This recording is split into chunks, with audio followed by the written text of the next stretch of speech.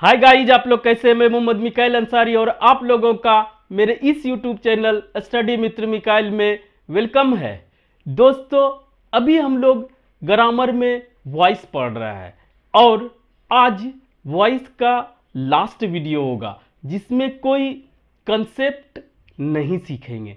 इसमें दोस्तों आज हम लोग ये सीखेंगे कि वॉइस का इम्पोर्टेंस क्या है, यानी कि इसको कब यूज किया जाता है और स्पेशली वॉइस क्यों पढ़ते हैं। टेंस जब पढ़ते हैं या टेंस पे जो भी स्ट्रक्चर हमारा बनता है उसे एक्टिव स्ट्रक्चर बोलते हैं और वॉइस पढ़ते हैं पैसिव स्ट्रक्चर। वही एक्टिव स्ट्रक्चर को हम लोग पैसिव में चेंज करते हैं, वही सीखते हैं। तो ये भी आज सीख ले लास्ट में कि इसका इंपॉर्टेंस क्या है, पैसिव स्ट्रक्चर का क्यों हमें इसकी ज़रूरत पड़ी। ठीक है दोस्तों, वो सीखेंगे। और एक बात समझ लें कि किसी भी बात को हम लोग दो तरीके से बोल सकते हैं, ठीक है।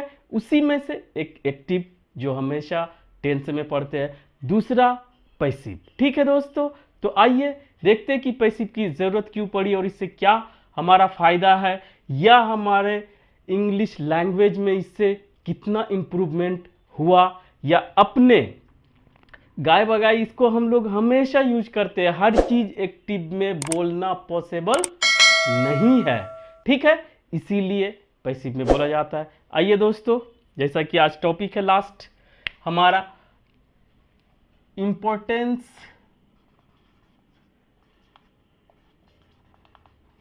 Of voice. वॉइस दो तरह का पढ़ते हैं। जो जनरल पढ़ते हैं उसे हम लोग दोस्तों एक्टिव वॉइस बोलते हैं और उसी को हम लोग दूसरे तरीके से जब बोलते हैं विदाउट मीनिंग या टेंस चेंज तो उसे पैसिव बोला जाता है। तो जनरली पैसिव वॉइस ही लिखा जाता है। इंपॉर्टेंस ऑफ पैसिव स्ट्रक्चर, ठीक है। तो इसको थोड़ा सा सुनने की जरूरत है दोस्तों ताकि आपका कंसेप्ट क्लियर हो और आप समझ सकें कि हम पैसिव का क्यों यूज करते हैं। तो पहला जो कि अभी तक आप कर चुके हैं उसमें दोस्तों, जब हमारा सब्जेक्ट क्या हो, अननोन हो, ठीक है, अननोन यानी कि उसका कुछ पता नहीं हो, ठीक है, डूअर जो एक्शन को परफॉर्म करता है, ठीक है, या नॉट इंपॉर्टेंट, या दोस्तों कोई उसका इंपॉर्टेंस नहीं हो वो, या दोस्तों लेस इंपॉर्टेंस, यहीं पे लिख देते हैं दोस्तों, या लेस इंपॉर्टेंट हो, ठीक है। तीसरा या चौथा कहिए कि आप या तो सब्जेक्ट को छिपाना चाहते हैं। बहुत से ऐसे स्ट्रक्चर्स या आपका स्टेटमेंट होता है जिसमें एक्शन तो बताना चाहते हैं और किस पे एक्शन हुआ वो भी बताना चाहते हैं, लेकिन किसने एक्शन किया या करने वाला है या कर रहा है उसको छिपाते हैं। तो उस कंडीशन में भी एक्टिव स्ट्रक्चर से काम नहीं चलता है, वहां पर पैसिव स्ट्रक्चर का यूज करते हैं, ठीक है। तो ये समझ गए, जब सब्जेक्ट, चूंकि एक्शन, ये सब्जेक्ट का मतलब डूअर जो एक्शन परफॉर्म करता है। और एक चीज और सीख ले दोस्तों कि पैसिव उसी का पॉसिबल है जब वर्ब एक्शन वर्ब हो और साथ ही साथ ये ट्रांजिटिव वर्ब हो, यानी कि उसका ऑब्जेक्ट हो, उस एक्शन को रिसीव करने वाला हो। क्योंकि पैसिव में ऑब्जेक्ट पर ही एक्शन परफॉर्म होता है और ऑब्जेक्ट को ही प्रायोरिटी दी जाती है, उसी पे सब खेला होता है। क्लियर? तो जैसे कि एक एग्जांपल देखते हैं ये सब में, Rani was failed in the examination, अब दोस्तों फेल हुई ये, इसको किसने फेल किया ये अननोन है, या कहिए इसका इंपॉर्टेंस नहीं है, या इसको छिपाना चाहते हैं। एग्जामिनर ने फेल किया या सिस्टम ने फेल किया, लेकिन यहां पर जो बताना चाह रहे हैं कि फेल होने वाली कौन है, रानी है, जो कि इंपॉर्टेंट है, ना कि किसने फेल किया। तो इस सब सिचुएशन को हम लोग एक्टिव स्ट्रक्चर से नहीं दिखा सकते हैं। ठीक है, पहला कंसेप्ट। दूसरा दोस्तों कंसेप्ट है, और इसमें ज़्यादा बोलेंगे तो हो सकता है कि ज़्यादा लगेगा कि बकबक कर रहे हैं, तो सिंपली आप समझ ले, एक ये सिचुएशन आएगा, दूसरा सिचुएशन आएगा कि सब्जेक्ट जो है सबके लिए नोन हो, नोन टू ऑल। ऐसा भी सिचुएशन होता है कि सब्जेक्ट सबको पता रहता है, अंडरस्टूड रहता है, तो उसको भी दिखाने की ज़रूरत नहीं है, डायरेक्ट हम लोग बोल देते हैं पैसिव स्ट्रक्चर। ठीक है, तो वो क्या होता है, जैसे कि द thief was arrested। क्या किया, चोर को अरेस्ट किया गया। क्लियर, कोई कंफ्यूजन नहीं। अब यहां पर सबके लिए वेल नोन है कि पुलिस के द्वारा, प्रशासन के द्वारा ही उसे अरेस्ट किया गया होगा या जेल भेजा होगा, वहां पे उसको बताने की ज़रूरत नहीं है। तो इस कंडीशन और सिचुएशन में भी आप पैसिव स्ट्रक्चर का ही यूज़ करते हैं। ठीक है, तीसरा भी देख ले जो कि इंपॉर्टेंट है और आप अक्सर इसको यूज़ करते हैं सीखने में भी। जब टू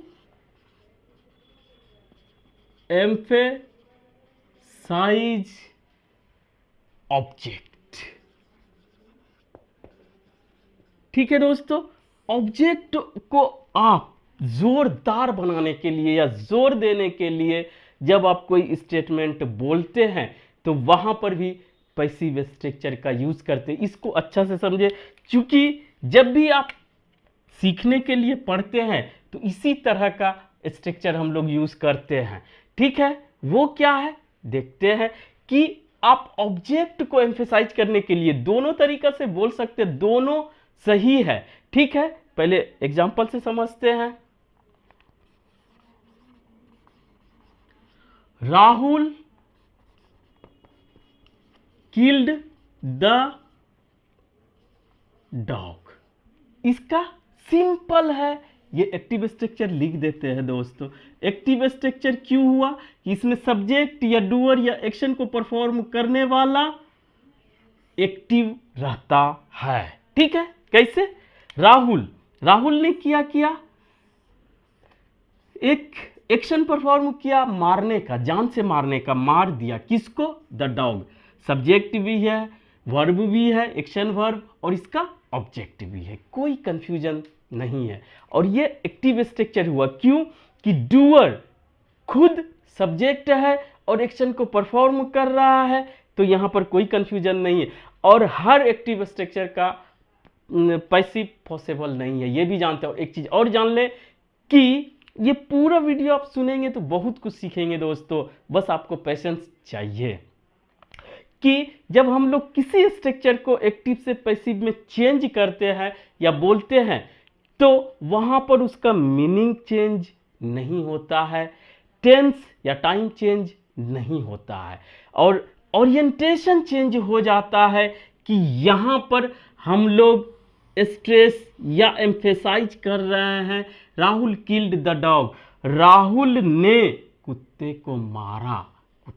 ये भी ऑब्जेक्ट है, ये भी दिखा रहा है, ये भी दिखा रहा है, लेकिन यहां पे बताना चाह रहे हैं कि राहुल ने कुत्ते को जान से मारा।